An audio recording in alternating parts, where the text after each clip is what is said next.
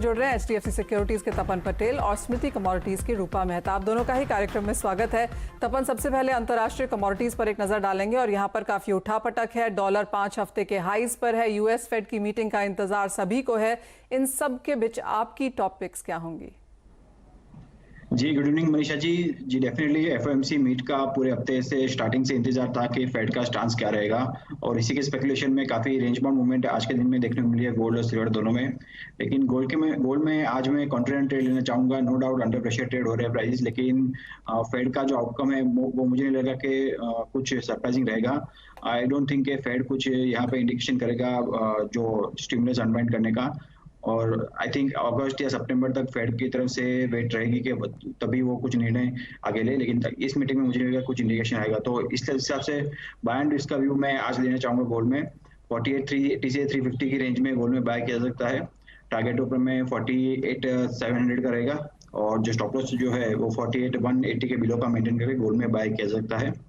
मेरी दूसरी pick crude oil में रहेगी। जैसा आपने बताया कि यूएस यूरोप दोनों में व्हीकल ट्रैफिक रिज्यूम हुआ है, एयर ट्रैफिक भी रिज्यूम हो रहा है, और साथ ही साथ जो यूएस के इन्वेंट्रीज जो है उसमें भी डिक्लाइन दिखा गया है। तो काफी बुलिश स्टांस क्रूड ऑयल में कंटिन्यू है पिछले 5 लगातार दिनों से। तो मुझे लग रहा है ये तेजी जो है वो कंटिन्यू रह सकती है। WTI में 74 तक प्राइसेस जा सकते हैं। तो इसी के मुकाबले इन्वेंट्री के दौरान अगर थोड़ा भी डीप आए 5260 के लेवल से क्रूड ऑयल में बाय कीजिए। टारगेट ऊपर में 5340 का रखे। स्टॉप लॉस जो है वो 5210 का मेंटेन करके क्रूड ऑयल में बाय करके चल सकते हैं। ऑलराइट, सो खरीदारी की राय यहाँ पर नॉन एग्रीकल्चर कमोडिटीज में, चाहे वो सोना हो या कच्चा तेल। रूपा, आपके पास आना चाहेंगे, जहां पर गिरावट दालों में देखने को मिली है लेकिन खाने के तेलों में थोड़ा सा सुधार। बिल्कुल मनीषा, कल की गिरावट के बाद खाने के तेल जरूर सुधरे हैं। जो डर का माहौल था व्यापारियों के अंदर, अब कहीं ना कहीं वापस से पॉजिटिविटी आती हुई दिखाई दी है। जो लगातार तेजी थी वो अब लग रहा है कि थोड़ा शॉर्ट टर्म में और बढ़ सकती है। तो मुझे लगता है कि सोयाबीन जो है वो करंट में बाई किया जा सकता है। जुलाई वायदा तो आई थिंक ऊपर में 6,800 का लेवल जो है एक बार टच हो सकता है ये शॉर्ट कवरिंग के चलते। और वहीं दूसरी पिक रहेगी मेरी कॉटन ऑयल सीड केक में, जहां आज गिरावट देखने को मिल रही है। इस गिरावट के अंदर मुझे लगता है कि खरीदारी करनी चाहिए 2960 से 40 की रेंज में जुलाई वायदा। और मुझे एक्सपेक्टेड है कि ऊपर में 3050 से लेकर 3100 तक का लेवल जल्द ही हम कॉटन ऑयल सीड केक में आता हुआ देख सकते हैं।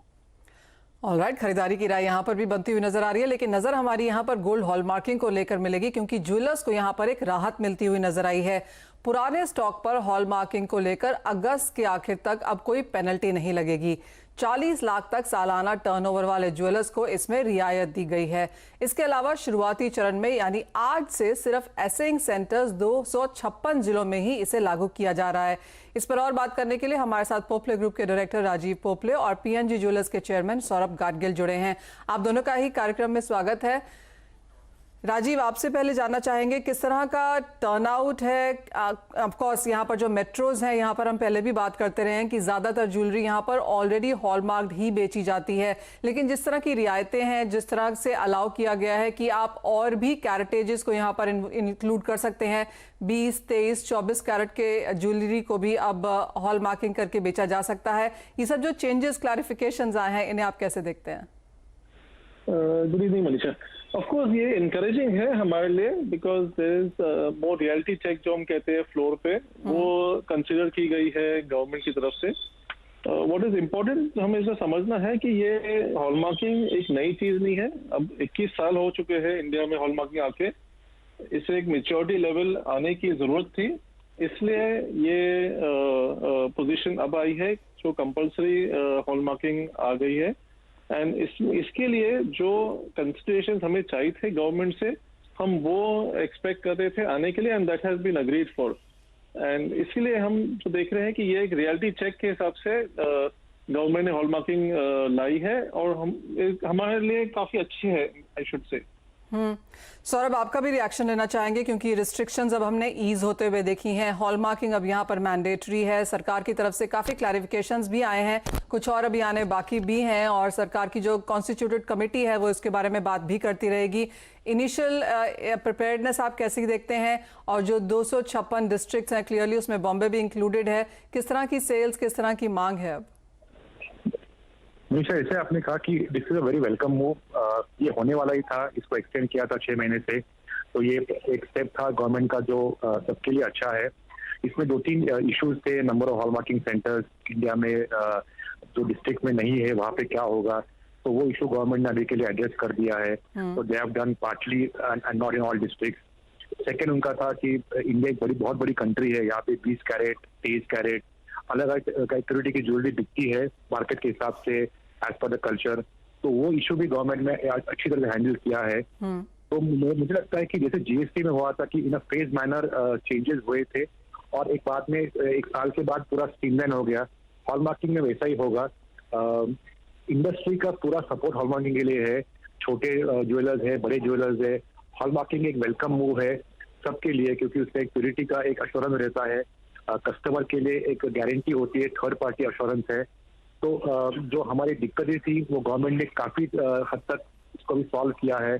जो डेड स्टॉक था लोगों के पास, उसको 1 सितंबर तक का टाइमलाइन दिया है क्लियर करने के लिए। तो I think all in all एक अच्छा डायलॉग हुआ है और एक अच्छी शुरुआत हुई है। प्रैक्टिकल HUID के ऊपर भी बहुत डिस्कशन हुआ था कि ये कैसे इम्प्लीमेंट होगा, टेक्नोलॉजी नहीं है लोगों के पास, तो वो अभी के लिए पोस्टपोन किया है। तो all in all I would say it's a very logical and practical approach by the government and industry इसका वेलकम कर रही है। और मेरे हिसाब से अगले 2 महीने में इसके ऊपर और क्लैरिटी आएगी, फंक्शनिंग में क्लैरिटी आएगी, क्योंकि गोल्ड के सिक्के हैं, गोल्ड प्योर गोल्ड बिस्किट है, उसके ऊपर हॉलमार्किंग कैसे होगा। जो छोटे आइटम्स है वो जो बिलो 2 ग्राम वो बाहर निकाले हॉलमार्किंग से, तो वो एक अच्छी स्टेप है गवर्नमेंट ने ली है। तो ये अप्रोच जो है गवर्नमेंट का वो मुझे लगता है पूरा प्रैक्टिकल अप्रोच है। अप्रोच में जो उनका जो डिफिकल्टीज इंडस्ट्री ने सामने प्रेजेंट की थी उनको गवर्नमेंट ने कंसीडर करके एक प्रैक्टिकल अप्रोच लिया है। और मुझे लगता है कि एक दिवाली तक ये पूरी सिस्टम बैठ जाएगी। और मुझे लगता है कि ये साल के आखिर तक पैन इंडिया हॉलमार्किंग पूरा कंपलसरी हो जाएगा। और जो इंडिया के ऊपर जो हमेशा लोग बोलते रहते हैं कि आज ज्वेलरी कौन सी बिकती है, कैरेट के ऊपर जो डाउट होता है वो निकल के India will be known for design and for quality purity. Absolutely. Saurabh, एक दो चीजें, इट्स वेरी वेलकम मूव। जी हाँ सौरभ, एक दो चीजें जो क्लियरली कंज्यूमर्स के लिहाज से तो ये काफी पॉजिटिव है, क्योंकि जो प्योरिटी और जो कैरेटेज की उनको श्योरिटी थी वेटेज के हिसाब से भी, वो अब उनको यहाँ पर मिलेगी। आप पुरानी ज्वेलरी जो लोग लेकर आना चाहेंगे, एक्सचेंज करना चाहेंगे, उनके लिए क्या प्रोसीजर है? अभी तो गवर्नमेंट ने दिया है कि उस पुराने ज्वेलरी के लिए there is no problem. Unmark hallmark jewellery या नॉन हॉलमार्क ज्वेलरी हम लोग पूरी वो अभी खरीद सकते हैं जी। तो अभी ये जो इशू था कि इसका क्या होगा, इसके ऊपर गवर्नमेंट ने अभी सोल्यूशन निकाला है। और मेरे हिसाब से जो प्रैक्टिकली जो डिफिकल्टी आने वाली है वो पूरी गवर्नमेंट ने एड्रेस करके रखी है अभी। तो I don't see any immediate problem in the coming 2-3 months. Point taken. Rajiv, एक और चीज जो काफी क्लैरिटी के साथ बाजार अब यहाँ पे बात कर रहा है कि काफी सारे लोग सोना खरीदते हैं, अगर आप उसे वापस लेके जाते हैं, एक्सचेंज कराते हैं, हॉलमार्क ज्वेलरी खरीदते हैं, तो clearly it is all on records now. यानी कि अब आप बिना बिल के, जो लोग पहले काफी सारे जो ज्वेलर्स थे, जो लोकल ज्वेलर्स थे, यहाँ पर 2 तरीके के प्राइसेस बताते थे, बिल के साथ नहीं, आप कहेंगे सब कुछ अब यहाँ पर ऑर्गेनाइज्ड हो जाएगा, चाहे आप एक्सचेंज कराने जाएं, चाहे आप नई ज्वेलरी यहाँ पर खरीदने जाएं, it is all on records now. Yes of course Manisha, that was the idea कि गवर्नमेंट चाहती थी ये all above the table business हो जाए, and hallmarking was the final hammer on the subject. Demonetisation शुरुआत थी और hallmarking I feel is the close up on the entire subject. तो ये एक अच्छी बात है एंड ऑर्गेनाइज्ड रिटेल के लिए काफी अच्छी है, बिकॉज हमारी कॉम्पिटिटिव लेवल्स इक्वल हो जाती है एंड फेयर ट्रेडिंग प्लेटफॉर्म हो जाती है हमारे लिए रिटेलर्स के साथ में। So it is a good move for us on the whole. Alright Rajiv, Saurabh, बहुत शुक्रिया साथ जोड़ने के लिए, और वो काफ़ी इंपॉर्टेंट पॉइंट्स हमारे व्यूअर्स को यहाँ पर समझाने के लिए, चाहे वो इंडस्ट्री की तरफ से हो या कंज्यूमर्स की तरफ से हो, तो काफ़ी हद तक यहाँ पर राहत आती हुई नजर आएगी। सारा बिजनेस यहाँ पर ऑर्गेनाइज की तरफ जाने वाला है, और सरकार जो यहाँ पर काफ़ी समय से कहती रही कि इसे एक फाइनेंशियल इंक्लूजन की तरफ से देखना है, तो अगर आप ज्वेलरी भी खरीदते हैं तो क्लियरली ये ऑन रिकॉर्ड है, और जैसे राजीव कह रहे थे ये सब कुछ ऑल अबव द टेबल अब यहाँ पर बिजनेस होता हुआ नजर आएगा। आगे बढ़ते हैं और अब बात यहाँ पर कच्चे तेल की कर लेते हैं, क्योंकि यहाँ पर लगातार बढ़त देखने को मिली है। 74 के ऊपर के स्तर यहाँ पर अभी भी लगातार बने हुए हैं। तपन, आप कहेंगे कि 75 is just a number now, क्योंकि $75 का जो टारगेट है वो बाजार काफी समय से उसकी बात कर रहा है और हम ऑलमोस्ट वहां पर हैं। जी बिल्कुल, जिस तरह से रिकवरी जो आ रही है क्रूड ऑयल के लिए, तो 75 जैसे नंबर क्योंकि वेरी रीचेबल है। WTI में और ब्रेंट तो ऑलरेडी 74 के ऊपर है, तो मुझे लग रहा है कि 80-82 के टारगेट के साथ अभी ट्रेड करना चाहिए और वहां पे हम शायद देख सकते हैं कि ओपेक की तरफ से शायद कोई इंटरवेंशन आए, लेकिन अब तब तक के लिए मुझे लग रहा है ये रैली जो है वो कंटिन्यू रह सकती है, क्योंकि अगर आप देखें सेकेंड हाफ के लिए सारे फोरकास्ट जो है वो बड़े हैं। दूसरी तरफ डेटा जो आ रहा है यूएस की तरफ से, चाइना की तरफ से और यूरोप में जो लॉकडाउन में ईज हो रहा है सारे रिस्ट्रिक्शंस में, तो वहां से भी डिमांड रिकवरी स्ट्रांग आ सकती है। तो सेकंड हाफ जो पिक्चर है, डिमांड पिक्चर काफी स्ट्रांग है, जो क्रूड ऑयल के लिए सपोर्टिव है, वेरी सपोर्टिव है।